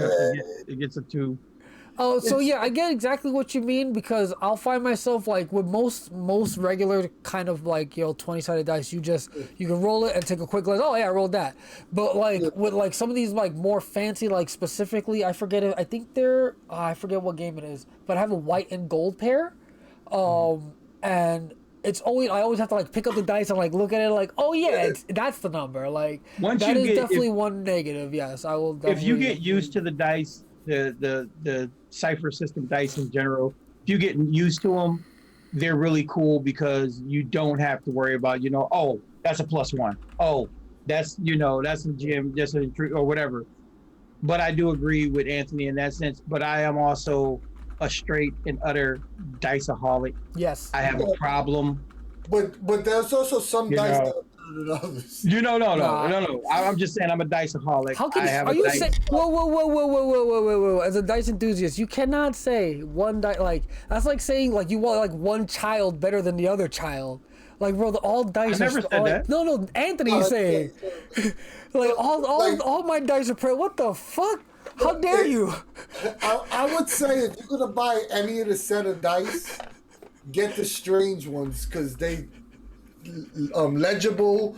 The Cipher, no, the black and red Cipher ones are great. Those are easily read. But I think the prettiest ones are the strange dice. They are really. The strange ones are really nice. You can't really see it too well, but I got those sitting there. As you can see, the other dice sitting there over there. You know, there's some more. All right, so I voted 3. And then I have my black and orange Numenera dice. I'm going to a 3. Yo, fellas, you guys want to be here to midnight? Yeah, I do. I got my invisible sun. I got my invisible sun dice here. I'm telling you, want to be here to midnight. It's like 10 to midnight. Dice got 3. We'll move it along. But audience voted a 3 for dice. I voted a 3 for dice. And I think that's 2 votes for 4 though. So 4 for us. Yeah, look at those. We'll move it along here. I don't know what this is. Looks like a book. Did you pull it out? I can't see it. Yeah, you actually pull it it's on the thing now. Oh, that's the map book. There you go. Maps.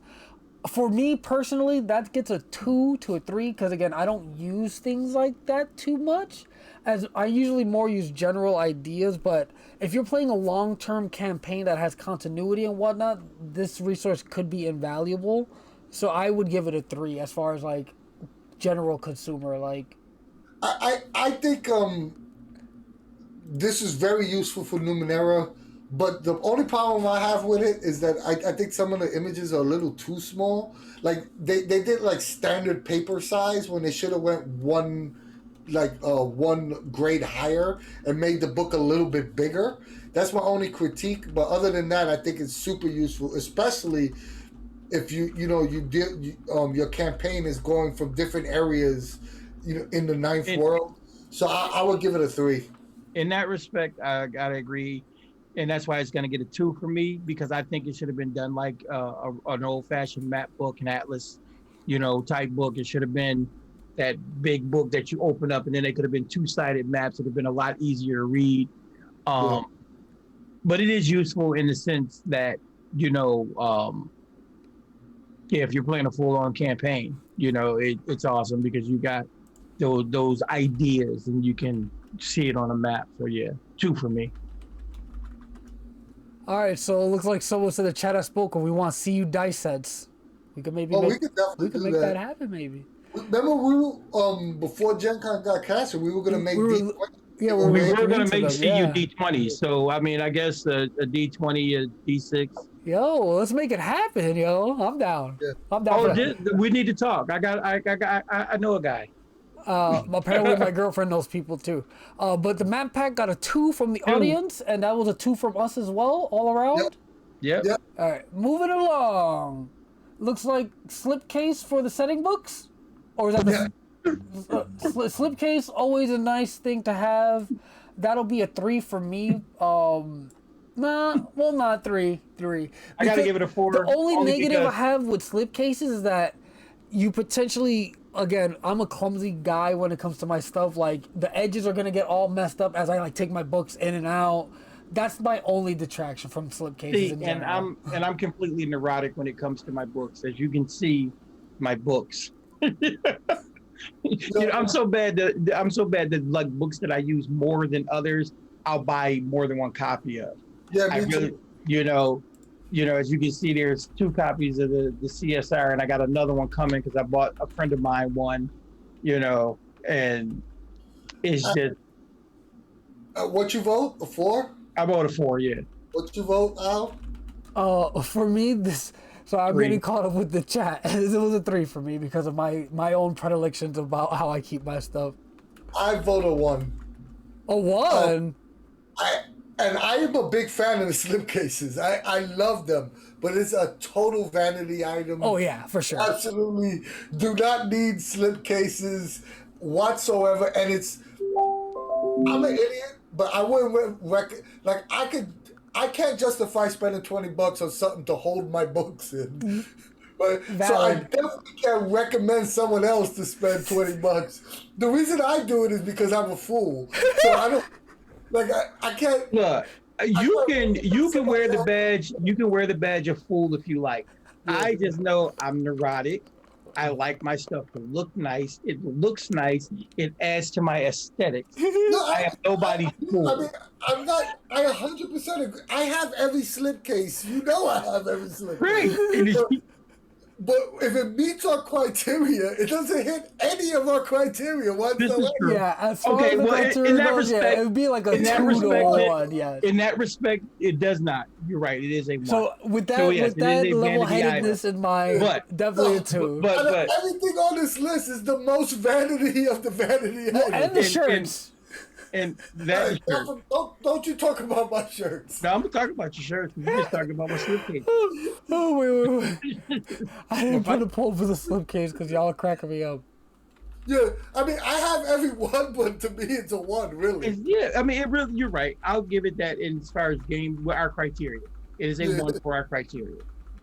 What did the chat vote? I don't think I put the poll up. If I did, I'm sorry. I'm doing it again. No, you are absolutely right, though, Anthony. For that fact, I will make it a 1, but it's a 4. All right, moving along here. Wait. So what? Is it a 2 for us for our list? No, 1. A 1 for our list? Yeah, it makes It'll sense. be a Yeah, 1. I'll fully agree on that. Moving along, another deck. I think this is asset deck. Ow, you still got it in 2. What? Oh. No, it lags. But either way, asset deck. I think that's deck asset is deck, or is it? Yeah, the green one, asset. Yeah, the asset deck. The asset deck is very useful. I like the asset deck because not only have I used the asset deck for what it is, I've also used it as a cipher, as a substitute cipher deck. I've also used it as a substitute,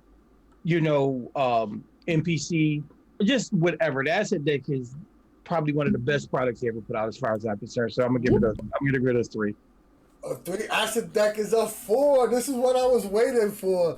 This is what a speed of play multiple application deck is supposed to be.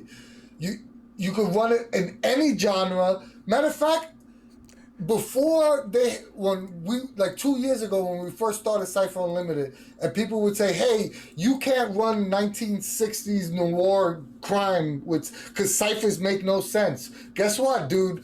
Asset deck. Exactly. The asset deck is the epitome of the card decks. You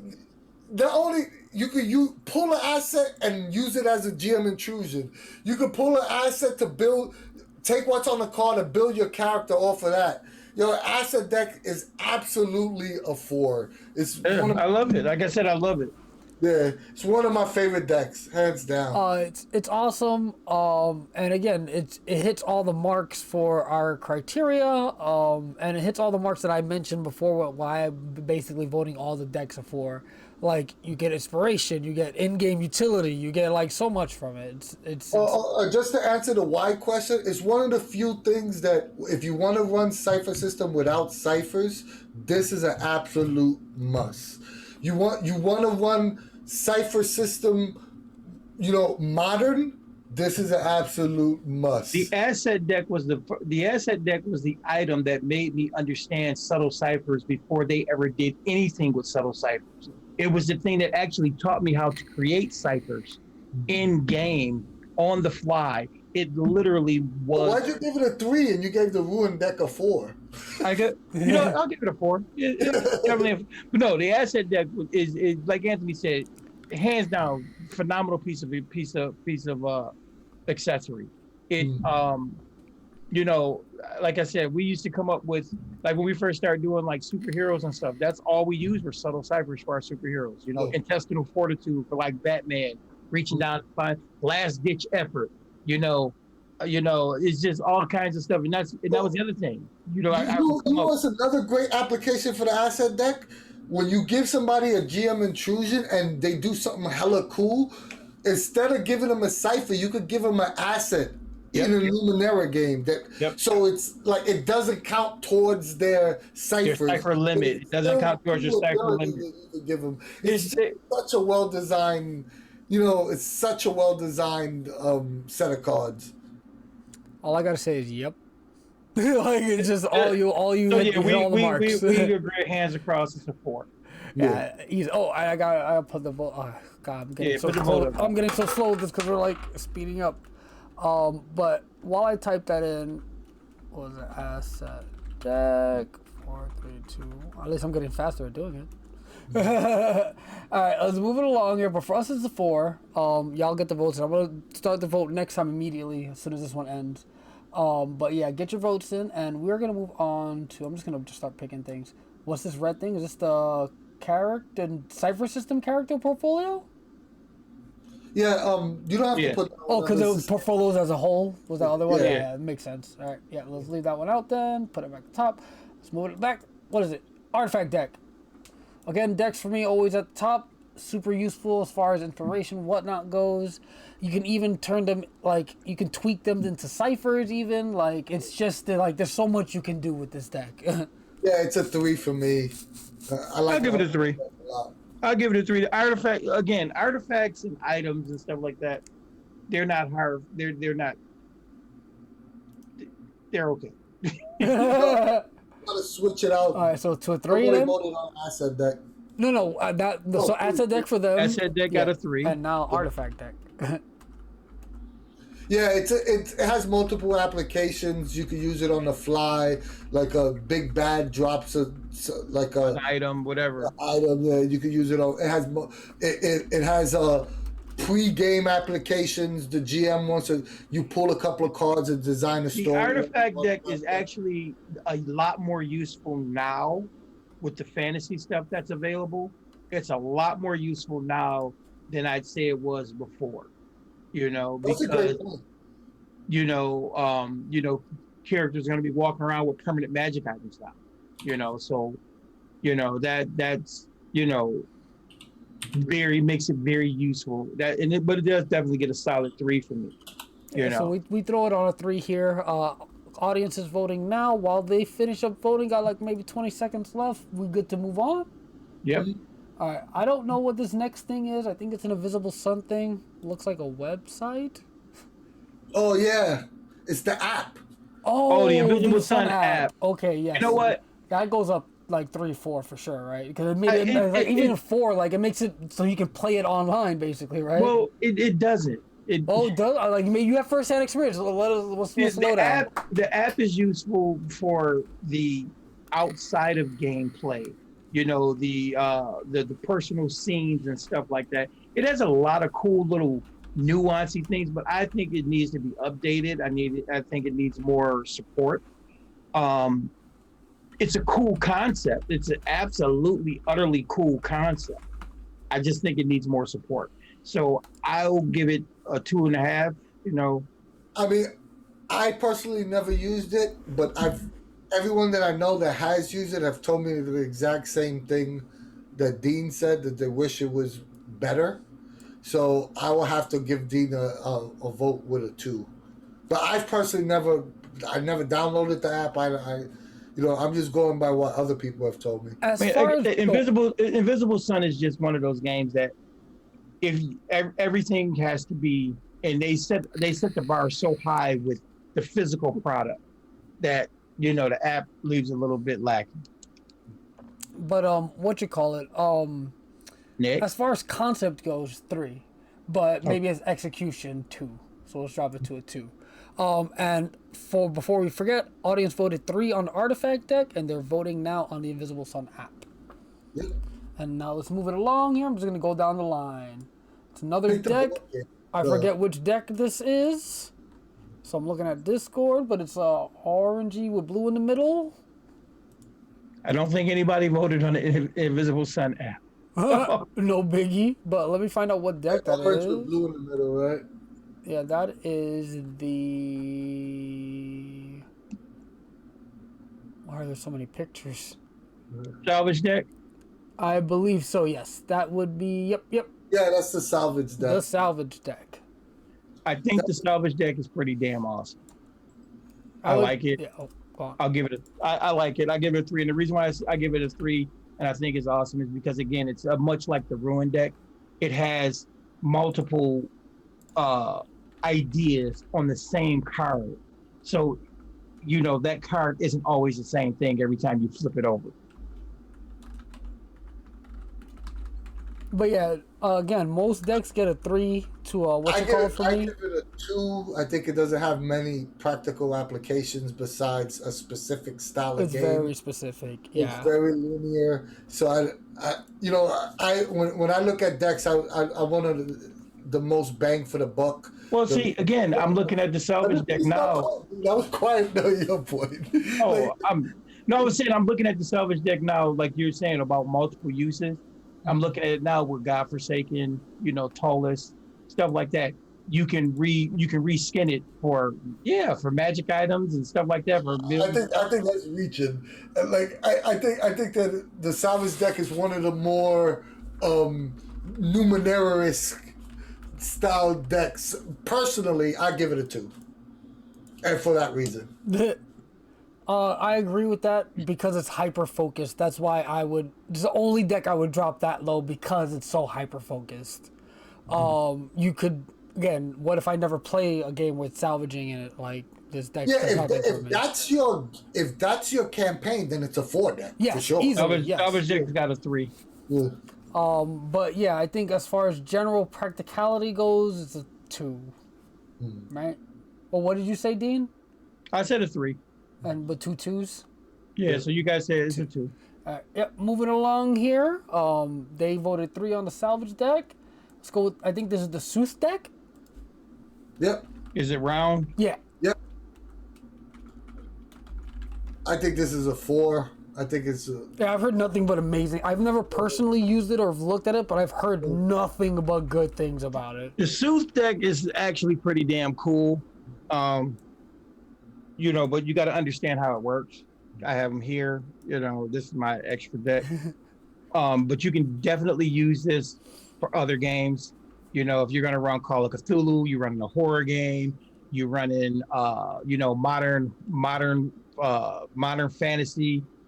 You could use the Sooth deck for a lot of stuff, but you just got to understand how it works. And you can. I like the fact that it kind of interacts with the narrative. And that's what I really find cool about it. So yeah, Sooth definitely can get a 4. Yeah, I think that's a 4 as well. Again, even though I've never used it, I don't really know much about it. I've just heard it adds so much to the gameplay and like the narrative. If I can get a good angle. Oh, see a picture? Yeah, the art on it is like awesome. Yeah, can't get it. And I'm just a sucker for originally the round shaped cards. It just looks really nice. It adds Audience too much. at a 4. Nice. Yeah, it's too nice. Yeah, 4 across the board today. Yeah. All right, I don't know what deck that is, but it's orange. We can't see it until you pull it up into the. Subtle Cypher deck. Oh yeah, amazing. Up there, boom, 4. The subtle Cipher deck. You know what? Because it is what it is, I'm gonna give it a 4. But you know what? I never needed it because I was doing it for so long. But it is great. It is. Yeah. Great. I mean, we've been using subtle Cypher since day 1, but I'm happy that they made a deck. Yeah. You know what it is? I'm happy that they made canon, so I don't have to argue with people when they go, "Where in the book does it say that?" Right. Exactly. So now that I'll be like, look at the subtle Cypher deck, dude. Like, you don't need to use like ciphers in your Cipher system game to be magical and all powerful if you don't want to. Right. Look at the subtle Cipher deck. It's too good of a thing of a deck of a resource.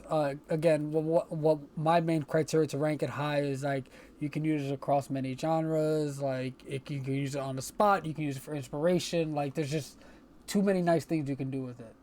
Let me address the infinite construct. I 100% agree with you. Infinite construct. Let me. You don't understand how often we have to deal with that on the server. Hold on a second. I wouldn't say we have to deal with it, but people are entitled to their opinion. Well, no, I'm not saying they're not entitled to their opinions. I'm saying that we just deal with it. We do. We have to have that conversation on the. We have that disagreement. That disagreement comes up a lot, but it's not like people aren't entitled to have those. I would never tell you not to have an opinion, but I do have to deal with your opinion. So for the subtle Cipher deck, it was a tie between 4 and 3. What are we saying for the audience then? 4? Oh, Yeah. we said 4. Yeah, We but said the 4. audience tied between 4 and 3. Yeah, I guess it's 4 because I voted 4. All right. Next on the list here, something else I don't recognize. I'm gonna go to the Discord so I can see what it is up close. Oh, you put it in the right spot. That's a 1 for me. What is it? That's the Numenera card game. Oh, I was not a yeah. fan. It was overly complicated. Ooh. Matter of fact, I gave Dean his copy Ooh. because I couldn't carry. Yeah, and I'm happy I did. I'm not. This is one of the few MCG products that I was not a fan of. But it's not. I don't think it technically is an MCG product. I think it's a second party, but they endorse it. I wasn't. And I have to go ahead and agree with you, Anthony. It's definitely a 1. I got to play it. I've got to play it twice, and my son is a tech head just like I am. A couple of engineers playing the game, and we're sitting there like, why are we going through this? Literally after about 2 hours, we're like, huh? And just so yeah, it's definitely a 1. I watched the video on how to play, and I was like, this is like, Yeah, so, and again, as far as our criteria goes, you definitely don't need this to play other games. Like, it's just something they've made. Yeah. Or, have their name on. Throw it up there. And, it's definitely a 1 because, like I said, I'm quite sure it's a second party game,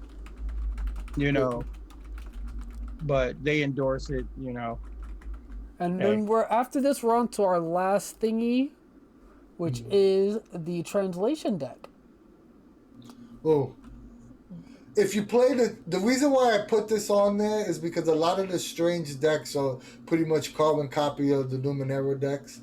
But this is one that's absolutely unique to Numenera. I mean, unique to the strange. And if you play the strange, this is a 4. If you don't play the strange, it's still like a 3 because it gives you a whole bunch of mini settings. Oh yeah, that's right. That's what translations are. Yeah, I'm here blanking on because I haven't played Strange yet. It's actually a useful deck either way. Yeah. And this is one of those decks that I think people don't realize it's a cool deck if they don't play the Strange. Right. And I'll give it a 3 off, just because, like you said, it's definitely useful. It's easy to, adapt that. If you don't have a game for the night, grab the translation deck. Well, what are we gonna do? Well, look at there. I'm ready to go. I mean, I actually ran Steampunk Samurais one time because of the translation deck, which was kind of cool. I've never done this, but I always wanted to do this exercise of pulling 4 translation cards and developing an overall story with the first 2 cards and the scenes from the next 2 cards.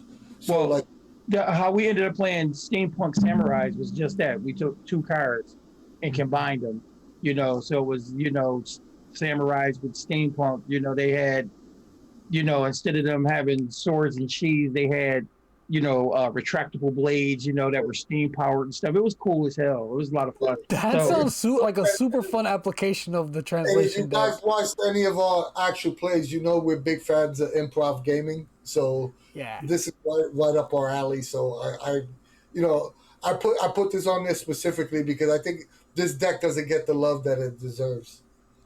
Yeah. So I'm giving it a 3. What are you giving it, Anthony? I was going to give it a 3, but now that I think about it, I want to give it a 4.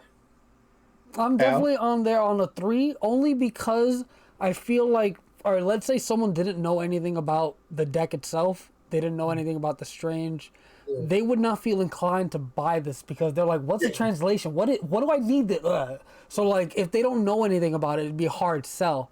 But once you know about it and whatnot, yeah, it's amazing. So, a 3, because you would need, again, have prior knowledge of it, and then you would have to, put in a little bit of work to, make it work outside of the Strange. That's absolutely true. And then if you know the Strange and play the Strange, easy 4. Easy. But 3, on the other hand. And we got a 2 and a 4, so I guess that rounds it down to a 3. 3 for the audience. Yep. And I think we are done here finally. Woohoo! Let me go ahead and save this image to share later. But yeah, this was much longer than I thought it was gonna be. But it was a nice discussion. We hit basically everything. Yeah, and y'all had some interesting opinions, some different than ours, which is interesting to see.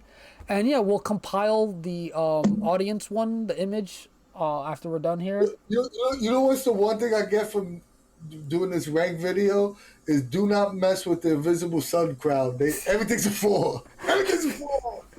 You know, what's crazy about Invisible Sun, prop wise, and the fact of what it sets out to do. If you embrace what it sets out to do, the game is definitely a 4. You know, but you just got to be committed to it, and you got to be willing to do the work, because there is some work to be done. The game is not perfect, but it is massively entertaining. Yeah, it's a beautiful. You know, we definitely need to get more Invisible Sun gaming going on.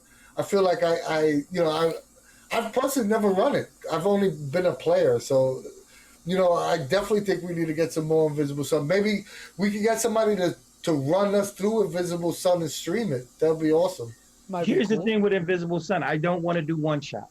Yeah. If I do Invisible, that would have to be like a mini series. I'm being in the Invisible Sun is not meant for one shot. That's what I'm saying. Being in the campaign with Sin and Josh and Joanne from the server.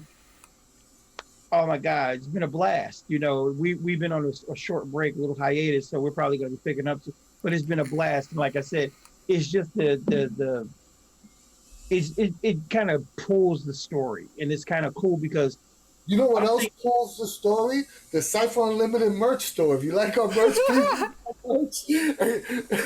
And if you like us and you like what we do, give us a like, share, and subscribe to our YouTube channel where this will be up. Give us a follow on Twitch. We also appreciate that as well. Like we always say, all our content will always be free. You could visit our Ko-fi, give us a donation there. Help us with little things like YouTube costs. You okay, Al? Zoom costs. We love you guys, and we're going to always love you. I had to cut this out because we have about 2 hours in. And we're not Ramblemancy. I'm just dying because of that segue. The segue is amazing. That speeds up the game. Yeah, because Dean would have been talking and we would have been here for like 20 minutes. Oh, shit. That was too funny. All right, but yeah, thank you guys so much for stopping by. It's been a blast as usual. What Anthony said, follow those links in the chat. Thank you so much. Now I'm all fucked up because I was too funny. Dean, do you have any final words that don't lead into any? Just don't forget YouTube as well. If you didn't catch the show, we always put the show up the next day on YouTube.